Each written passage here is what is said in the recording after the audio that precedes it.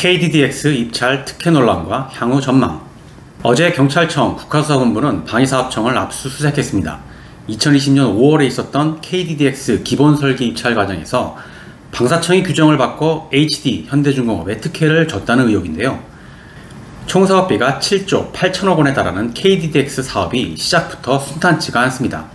오늘은 경찰이 의심하고 있는 2020년 KDDX 입찰 과정에서의 특혜 의혹은 무엇이고, 지금의 논란을 스스로 자초한 방사청의 보안 감점 제도는 무엇이며, KDDX의 향후 행보를 한번 전망해 보겠습니다.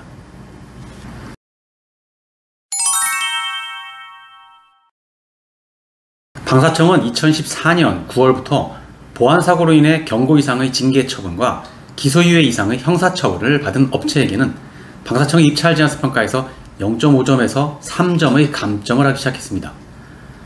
보안사고가 발생하면 방첩사에서 먼저 조사를 하고, 그 조사 결과 내부 규정을 위반한 거라면 방첩사에서 경고나 징계 등의 보안 처분을 요청하게 되고, 만약 이게 법을 위반한 것이라면 검찰로 송치하여 검찰에서 기소를 하고 법원에서 최종 유무죄를 판결하게 됩니다.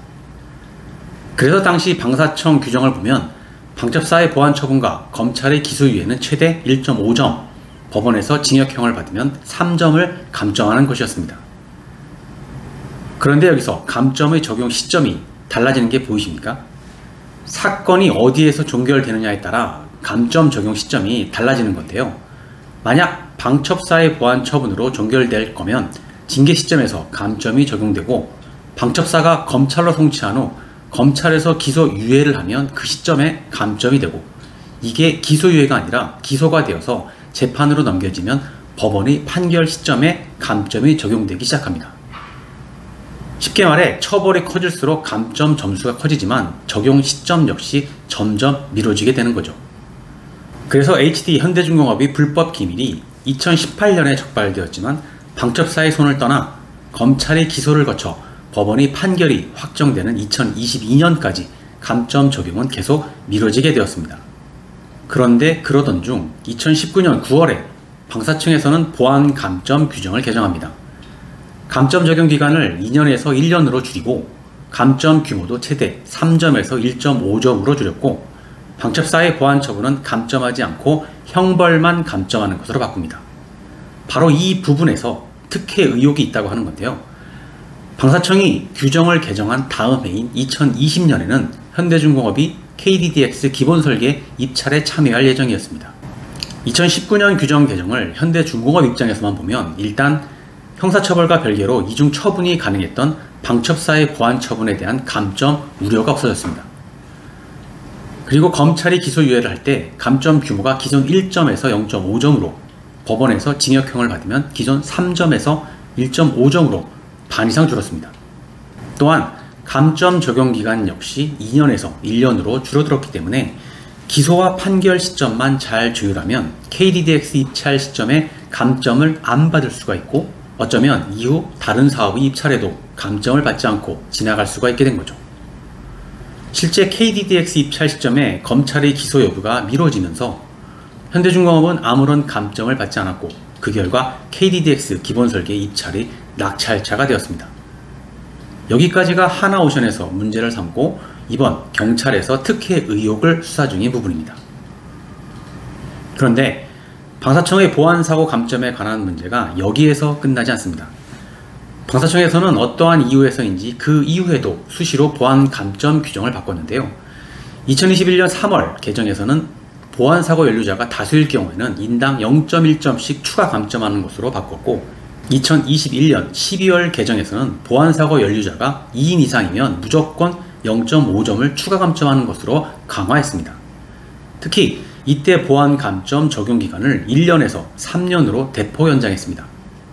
자, 이 부분을 다시 현대중공업 입장에서 보면 원래 1년간 1.5점만 받으면 끝날 감점이 어느 순간 3년간 1.8점으로 크게 늘어난 겁니다.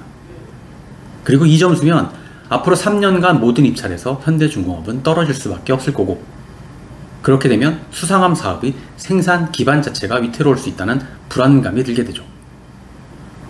그렇다 보니 이번에는 현대중공업에서 방사청의 입찰 평가가 기술 능력 중심으로 결정되는 게 아니라 가감점에 의해 결과가 나온다며 제도 자체의 문제점을 지적하고 고충 민원도 냅니다. 또한 2021년에 보안감점 규정을 개정할 당시에 방사청은 현대중공업이 기밀유출 사고에 대한 재판이 진행 중인 것을 모를 리가 없었고 곧 판결이 나올 것임을 예상하면서도 보안감점을 강화한 것은 현대중공업을 타겟으로 한 부당한 처사라고 합니다. 한마디로 2019년의 규정 개정은 현대중공업에 유리한 특혜가 되어서 경찰의 수사 대상이 된 거고 2021년 규정 개정은 현대중공업에 불리한 처분이 되어서 민원이 대상이 된 겁니다. 방사청이 이래저래 논란의 중심에 있는 건데 이건 방사청이 그때그때마다 감점 규정을 고무줄처럼 늘렸다 줄였다 했기 때문입니다.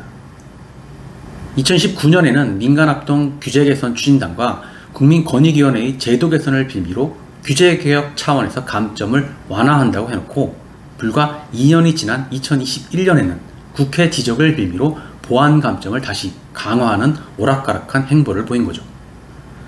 정작 2018년에 보안사고가 적발된 현대중공업은 2022년 말 법원에서 확정 판결이 나올 때까지 무려 4년 동안 아무런 감점을 적용받지 않고 있었는데 그 사이에 방사청 규정만 서너 번이 바뀐 겁니다. 거기에 더해 우연찮게 방사청장이 바뀔 때마다 보안감점이 들쑥날쑥해졌으니 뭐가 있는 게 아니냐는 의혹이 더해지고 있는 거고요. 그럼 앞으로 KDDX 입찰은 어떤 식으로 전개가 될까요? 일단 현대중공업은 앞으로도 방사청의 보안감점을 바꾸는 데 주력할 것으로 보입니다. 이게 실현 가능성은 그다지 많지 않지만 그렇다고 아예 불가능한 것은 아닙니다.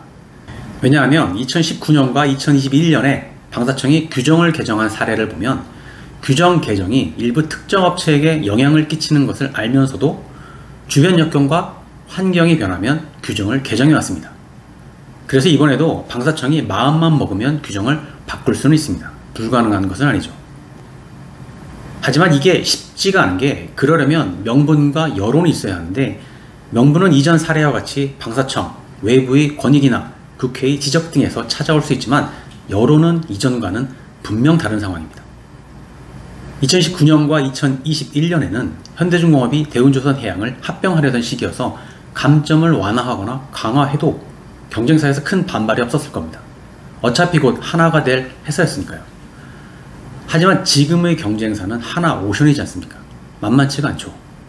더구나 최근에는 거제와 울산의 지역 간 경쟁으로 과열되었고 시민들이 관여하니까 이제는 정치권에서도 관심을 갖는 사업이 되었습니다. 이 말은 현대중공업이 일방적으로 규정 개정에 우호적인 여론을 조성하기가 쉽지가 않다는 겁니다. 그럼에도 현대중공업은 여론몰이를 계속할 수밖에 없을 겁니다. 보안 감점 점수가 입찰을 좌우하면 안 된다. 기술 능력이 우수한 업체가 후속 사업을 계속해야 한다.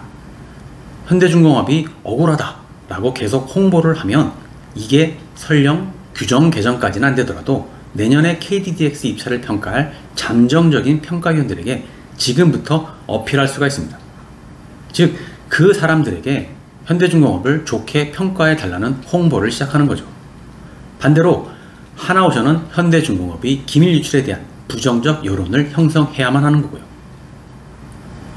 그래서 앞으로 여론몰이가 꾸준히 펼쳐질 것으로 예상되고 다음 달 국정감사에서도 핫 이슈가 될 수도 있습니다. 그리고 내년 입찰 이후에도 매 단계마다 비난과 소송이 난무하면서 사업이 정말 힘겹게 진행될 수도 있고요.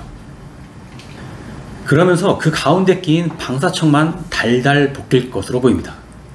지금까지 방산 입찰에서 대기업끼리 사활을 걸고 지금처럼 대립한 적은 없었거든요. 방산 분야에 진출한 대기업도 적었고 사업 규모도 적었고 대기업끼리는 분야를 서로 달리 했었으니까요. 그런데 이번에 처음으로 대기업끼리 심하게 붙는 건데 아마 전방위적으로 압박이 들어올 이런 상황에서 과연 방사청이 얼마나 중심을 잡고 흔들리지 않는 정책을 이어갈지 귀추가 주목됩니다. 오늘은 여기까지입니다. 감사합니다.